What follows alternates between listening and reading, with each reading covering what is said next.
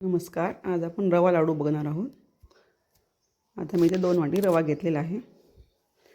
थोडं थोडं तूप टाकून व्यवस्थित भाजून घ्यायचं आहे. अगदी मंद आचेवर आपल्याला रवा भाजून घ्यायचा आहे.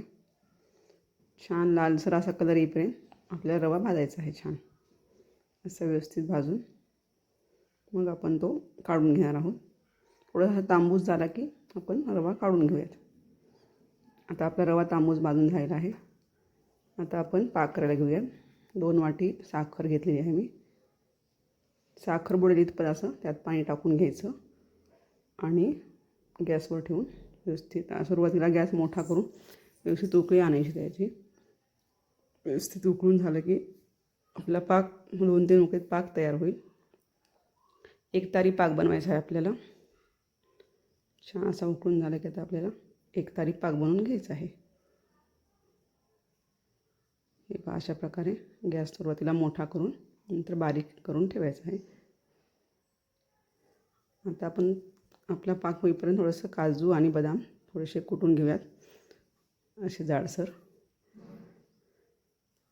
एका बाजूला ठेवून देऊ.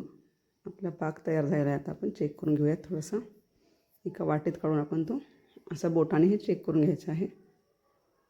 थोडं बोटाला चिकटला तर पाक आपला तयार झाला समजायचा. असं एक तार आली की पाक तयार आहे आपला. आता आपला थोडासा रवा गार झालेला आहे. आता आपण तो पाकात टाकून घेऊयात. रवा असा त्यात छान भिजला पाहिजे.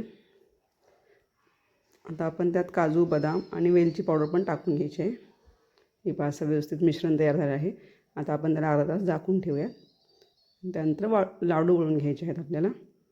अगदी छान मऊसूद लाडू होतात. तुम्ही रेसिपी नक्की ट्राय करा. माझ्या चॅनल लाईक करा, सबस्क्राईब करा. धन्यवाद.